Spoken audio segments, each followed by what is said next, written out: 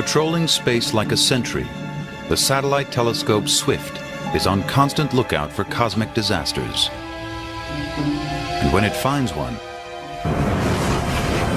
down on Earth, word spreads quickly. Every few days, the satellite spots a violent eruption in deep space, sending dozens of stargazers scrambling. Whether they're seasoned pros or high school amateurs, their goal is the same. Go to camera focus mode, then we're going to need to move the dome. Casey? To catch a glimpse of a star in its final death throes. Going supernova. And leaving in its wake the strangest phenomenon in the cosmos. A black hole. Nothing survives encounters with black holes. The black hole wins. It wins every time. When something falls into a black hole, it's essentially gone from our universe. They rip stuff apart and eat them. And then they burp and they're ready for the next course. And now, evidence of something even more ominous. A new kind of black hole, of unfathomable size and power. That's a big galaxy, and right down at the center, we think there's probably a black hole that's got a mass that approaches 1 billion suns. Today, scientists are finding black holes are bigger, stronger, and more destructive than they ever imagined. It creates energy fields that would fry any life in its vicinity. Not only do they consume everything that comes near, you stick your finger down in there, you ain't getting it back. But their power may reach across galaxies and beyond. Did the universe really have to be made with these things in it? We'd like to think they're far, far away. But what if, in our own cosmic backyard, there lurks the monster of the Milky Way? Right now on Nova.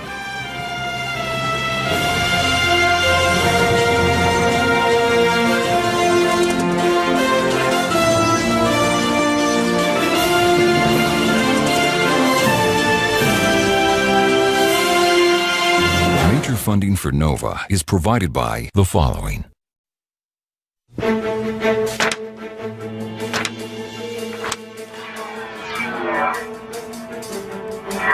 This is just enormous. As he pores over a set of x-rays, Brian McNamara struggles to diagnose a complicated ailment. So that's pretty strange. But his patient isn't a person or any earthly creature. It's a cluster of galaxies, 2.5 billion light years away, with a giant blast of energy spewing from the center. This is the most powerful explosion in the universe since the Big Bang.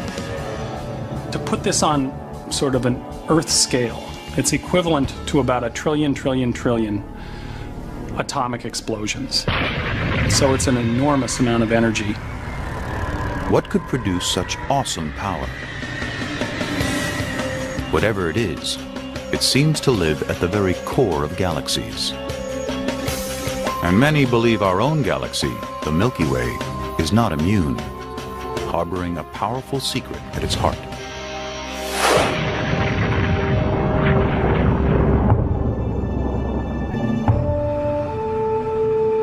What could lie at the center of the Milky Way? One of the pioneering explorers of our galaxy is Eric Becklin. He's been trying to unlock the mysteries of the galactic center for more than 40 years. But first, he had to find it. Back then, people weren't even sure where the center was. There was some vague understanding. There was a radio source called Sagittarius A, a very strong radio source, but there was even debate whether that was really the center or not. Examining other distant galaxies, astronomers knew that the center is usually the brightest spot, tightly packed with stars. But when they tried to pinpoint the center of our own galaxy, the Milky Way, they ran into a problem. the central stars were shrouded by cosmic dust. There is so much dust between us and the galactic center, it is completely opaque. You do not see the stars in the galactic center. The most powerful telescopes cannot see it. But there are other kinds of light that can pass through, like infrared, a form of light and heat invisible to the naked eye that travels in slightly longer waves. Infrared radiation gets through the dust because its wavelengths are longer and the dust just kind of rides on the infrared wave. In the 1960s, Beckland belonged to a Caltech team that bought an infrared detector from a military contractor and attached it to the end of a telescope. It was in August of 1966. I was up at Mount Wilson. It was a beautiful night on a small 24-inch telescope. And as we were looking with the infrared detector, we were seeing more and more stars. A simple chart recorded the infrared light of stars. Stars that until then had remained hidden behind a veil of dust and debris. This is a signal in the infrared, and each star gives you more signal. And we were building up, as we were getting closer to the center, more and more stars. We were actually seeing through the dust for the first time, and then came to a peak, and then back down again. And I knew immediately that that was the center of our Milky Way, and that I was the first person to actually see the star in the core of our galaxy. Located the heart of the Milky Way. From our perspective, an inconspicuous speck near the constellation Sagittarius. As a giant spiraling disk of hundreds of billions of stars, 100,000 light years from end to end. Our sun, about halfway out from the center, sits in the peaceful suburbs. But at the galaxy's core, the neighborhood gets more exciting and dangerous. There's a lot of gas. There's a lot of dust. This is absolutely the most crowded place in our galaxy. From Earth, we can see a few thousand stars with the naked eye. If you went to the galactic center, there would be millions of stars filling the sky. It's the big time. It's where the show really goes on in the galaxy. And so if you go there, you're very much aware of being a tiny little mouse in Times Square, and somebody's liable to step on you. For years, scientists suspected that a powerful force dominated this galactic Times Square. It had to come from an unimaginably massive object. Some thought it had to be a black hole. An object so strange, it's hard to describe. What's a black hole? It's a region of space. It's a point of infinite density. We don't know how to wrap our brains around that. If you fall in, you never come out. It's not the point of no return, it's the sphere of no return. Now you throw in a hungry beast in the middle of it all. It's this monstrous, mysterious thing. And if you can imagine taking a bowling ball But, I don't know, eats everything. That's not true. You have something, you drop it off the top of a building, and you're falling in to the deepest well you can possibly imagine. Physicists have just as hard a time as anybody else understanding this sort of thing. It's a black hole. There's no other phrase we can possibly use to describe it.